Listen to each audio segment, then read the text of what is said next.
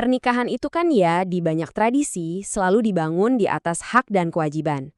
Nah, hari ini kita akan coba bedah gimana sebuah teks Islam klasik mendefinisikan hubungan ini. Kita akan lihat secara objektif ya, cuma untuk memahami kerangka berpikir dari sumber aslinya. Yuk kita mulai.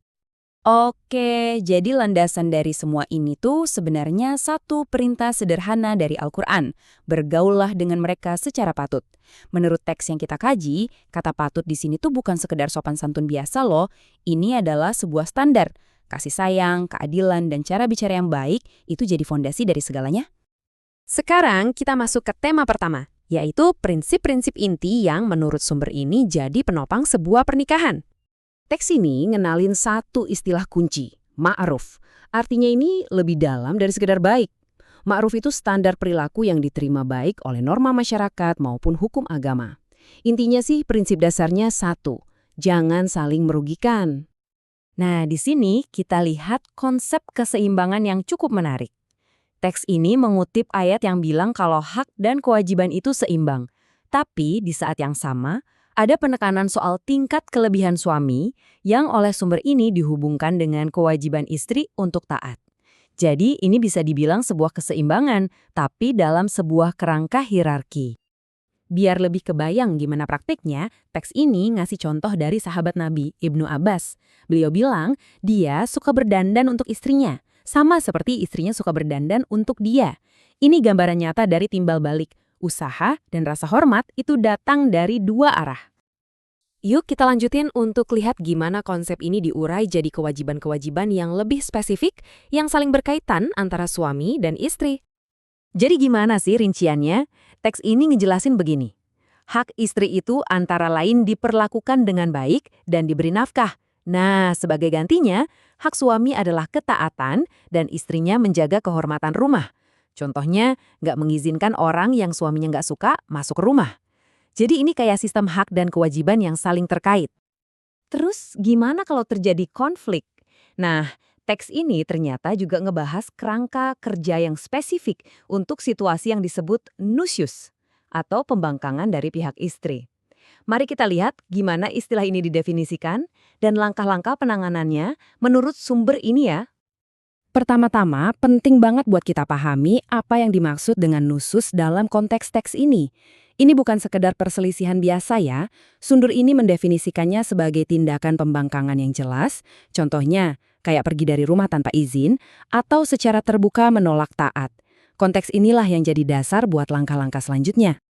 Sumber ini kemudian menguraikan proses 3 tahap untuk mengatasi nusyuz, yang katanya diambil langsung dari Al-Quran. Urutannya ini sangat ditekankan. Tahap pertama itu nasihat. Kalau diabaikan, tahap kedua adalah pisah ranjang. Nah, baru sebagai jalan terakhir, teks ini menyebutkan tahap ketiga, memukul. Tapi, sumber ini ngasih batasan yang sangat spesifik untuk tindakan ini, yaitu pukulan yang sifatnya simbolis, yang nggak mencederai, nggak meninggalkan bekas, atau menyakiti. Ini dipaparkan sebagai sebuah proses korektif yang bertahap. Oke, setelah membahas aturan dalam konflik, teks ini beralih ke kebajikan yang lebih tinggi, yaitu kesabaran. Ini adalah sifat yang sangat dipuji dan dianjurkan untuk dimiliki, baik oleh suami maupun istri. Yang menarik nih, teks ini menekankan kalau kesabaran itu kebajikan buat dua belah pihak. Suami yang sabar sama akhlak istrinya, dan istri yang sabar sama akhlak suaminya, dua-duanya dijanjikan pahala yang luar biasa.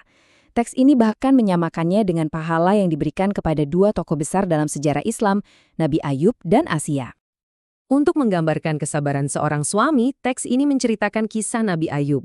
Ujian yang beliau alami dijadikan contoh utama tentang ketabahan seorang suami. Teks ini merinci rentetan bencana yang menimpa Nabi Ayub. Dan ini bukan cuma 1, tapi 3 ujian super berat yang datang bertubi-tubi. Kehilangan seluruh harta, lalu semua anak, dan terakhir kesehatannya sendiri sampai-sampai diasingkan. Tapi imannya tetap nggak goyah. Dan di akhir kisah Ayub ini, ada satu detail penting yang ditekankan dalam sumber ini.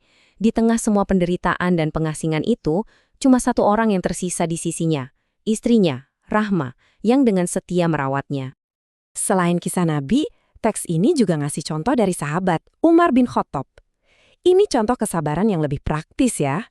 Alasan Umar untuk bersabar itu bukan karena lemah, tapi karena rasa syukur dan pengakuan atas semua kontribusi istrinya di rumah tangga. Nah, sekarang kita beralih ke contoh kesabaran dari pihak istri. Teks ini mengangkat kisah Asia, istri Fir'aun, sebagai teladan utama kesabaran dan keteguhan iman seorang istri. Ini adalah doa Asia yang dikutip dari Al-Quran. Doa ini diucapkan pada saat-saat terakhir hidupnya, saat menghadapi siksaan dari suaminya sendiri Fir'aun. Doa ini benar-benar menangkap esensi imannya yang luar biasa, di mana ia lebih milih surga daripada dunia, bahkan dalam penderitaan yang paling berat sekalipun. Kita sekarang sampai di bagian tematik terakhir, yang seolah-olah menyatukan semua kebajikan yang tadi kita bahas ke dalam sebuah definisi ideal tentang karakter seorang pria menurut teks ini. Dengan mengutip seorang ulama, teks ini kemudian mendefinisikan kesempurnaan agama seorang pria dengan cara yang menarik. Lelaki yang sempurna menurutnya adalah dia yang toleran terhadap hak-hak pribadinya. Maksudnya apa yang seharusnya jadi kewajiban istrinya, tapi sangat tegas kalau menyangkut hak-hak Tuhan, kayak sholat. Sebaliknya, lelaki yang kurang sempurna itu ya yang tegas pada haknya tapi longgar pada hak Tuhan. Pada akhirnya, semua ini mengerucut ke satu kesimpulan. Menurut teks ini, kesempurnaan iman itu nggak cuma diukur dari ritual, tapi dari karakter. Punya akhlak terbaik dan jadi yang paling lembut serta baik kepada keluarga, itulah bukti sejati dari iman seseorang. Penjelasan kita berakhir di sini, tapi dengan sebuah pertanyaan untuk direnungkan.